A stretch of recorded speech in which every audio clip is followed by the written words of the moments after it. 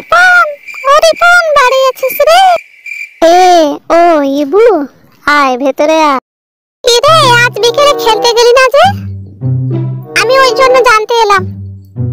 তাড়াতাড়ি ফিরে যেতে হবে, মা বকবে। আরে বলিস না, আমার সে দাদুটা রে, ওই যে গল্প বলে, মনে নেই তো? ওই দাদু আজ এসেছে, বলছে এবারের পুজোটা এখানে কাটাবে। শোন, এবার দাদু বলছে অনেক নাকি গল্প শোনাবে। আকাশ পানি কলকলা, খবর পড়ছি মধুশ্রী চন্দ্রিমা, এখনকার বিশেষ খবর। দাদু দেখো কে এসেছে। কে রে?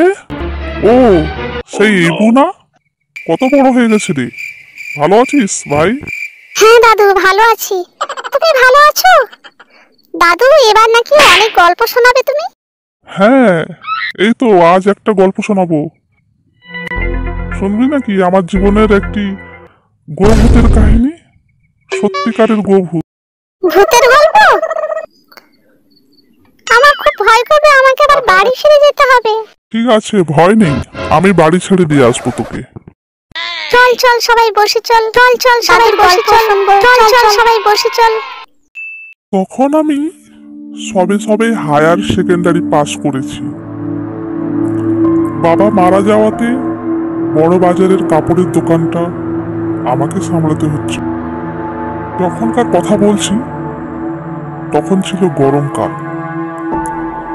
সারাদিন এত গরম লাগতো, এত গরম পড়েছিল সেবার, কি বলবো। আমার বাবার দুই ভাই।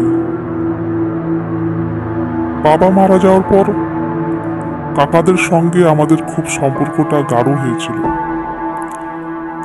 কাকা আমাকে খুব ভালোবাসতো।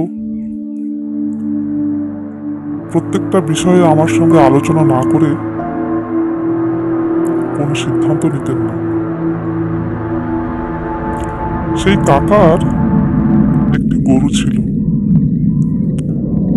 গরুটার তখন পেটে বাচ্চা ছিল, আর কয়েকদিন পরে হয়তো বাচ্চা হবে। এমন অবস্থায় একদিন যখন গরুটাকে মাঠে বাঁধা ছিল, তখন পাশের গ্রামের একটি কুকুর কামড় দিয়ে চলে যায়। ডাক্তার ডাকা হলো। ডাক্তার এসে বলল যে না, গরুটাকে বাঁচানো যাবে না। এখন দেখে মনে হচ্ছে গরুটা হয়তো ভালো হয়ে যাবে বা সুস্থ আছে, কিন্তু একটু লক্ষ্য রাখবে, ওর কয়েকদিন পর চোখ দুটো লাল হয়ে যাবে, মুখ দিয়ে অবিরত লালা ঝরবে,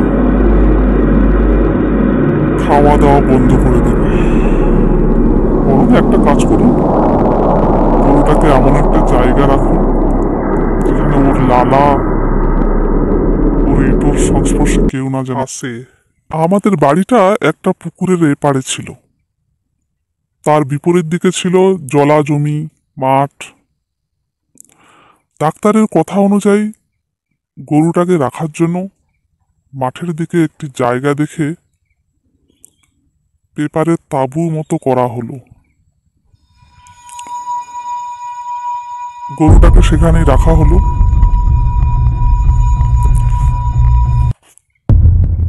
দুই দিন মতো গরুটা কিছু খেলো। এরপর দেখলাম ক্রমশ গরুটার দুটো চোখ লাল হয়ে গেছে। 5 দিন যেতে না যেতে দেখলাম গরুটার দুটো চোখ টকটকে লাল হয়ে গেছে, মুখ দিয়ে লালা ঝরা শুরু করেছে, আর খাওয়া দাওয়া টোটালি বন্ধ। 5 দিন যেতে না যেতে 7 দিনের মাথায় গরুটা আর দাঁড়াতে পারল না। সেই দিন বিকেলে গরুটা মারা যায়। আমি কাকা মিলে ওই তাঁবুটার পাশে গরুটাকে মাটি খুলে চাপা দিয়ে দিয়েছিলাম। এরপর বেশ কয়েকদিন কেটে যায়। গরম আরো বেড়েছে। প্রায় দিন দোকানপাট বন্ধ করে যখন বাড়ি ফিরতাম তখন অনেক বেজে যেত।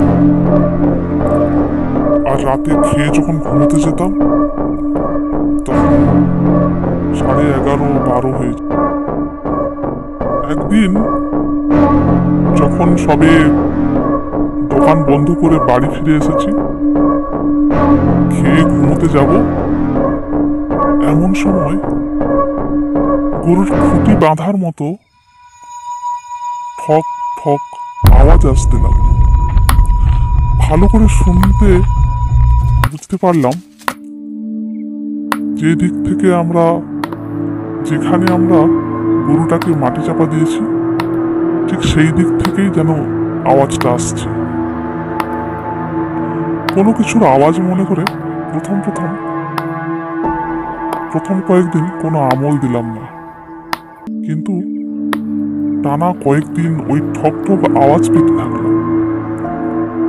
হঠাৎ একদিন সকালে কাকা আমাকে ডেকে বললেন, বাবু দেখ, একটা কথা বলি, কয়েকদিন থেকে বলবো বলে আর বলা হয়ে ওঠেনি।